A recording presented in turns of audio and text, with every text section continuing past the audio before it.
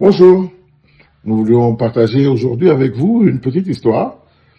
Il y a peu, nous avons été invités à un mariage et comme vous le savez, on s'apprête toujours, on se met sur son 31, comme on dit ici.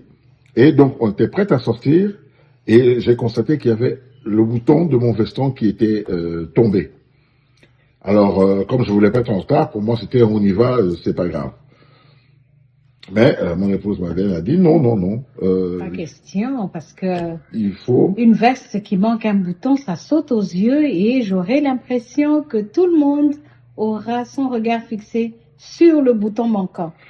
Bon, je peux lui concéder que je devais prendre la parole, donc tu es sur la chaire, sur le stage, et puis ça pouvait paraître, mais moi, il fallait surtout pas arriver en retard. Bon, finalement, de fil en aiguille, on discute, et de mauvaise grâce, de mauvaise foi, j'enlève ma veste pour la lui donner. Il fallait maintenant enfiler l'aiguille, il fallait lui montrer exactement où il fallait remplacer le bouton. Donc elle me donne. En fait, je lui demande, peux-tu m'aider parce que j'étais occupée à faire quelque chose d'autre. Je lui dis, peux-tu m'aider? Je lui donne une punaise. Vous voyez les petites aiguilles avec au bout une boule rouge, bleue ou verte. Je lui donne une avec un bout rouge ou rose. Je lui dis, peux-tu piquer à l'endroit du bouton pour me permettre de le recoudre à l'endroit exact? Alors, je lui tends. Ben, moi je le prends. Elle m'a dit piquer. Je prends la veste, je pique.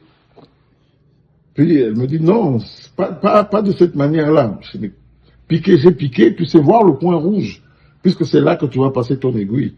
Pour moi, le travail a été fait, mais pour elle, ça n'était pas fait de la bonne manière. Alors je lui dis, tu as piqué, mais pas de la bonne manière. Comme s'il y avait une multitude de manières de piquer.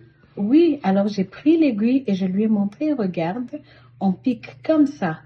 On fait entrer l'aiguille et on fait ressortir la pointe. Ça, c'est pour éviter que la personne qui va coudre, c'était moi en ce moment-là, ne se pique le doigt. OK?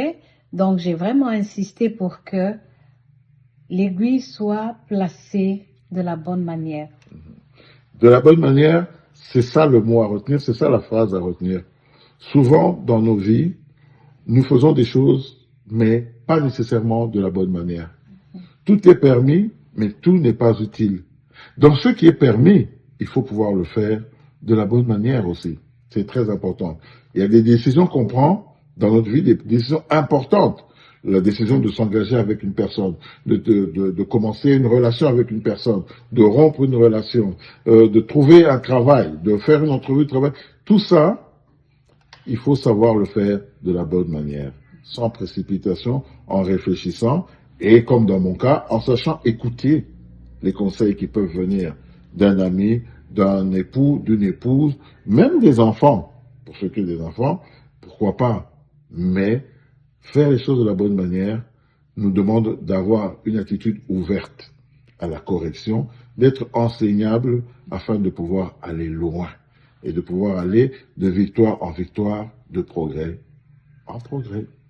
Et ça permet de s'aimer de la Bonne manière. Bye bye.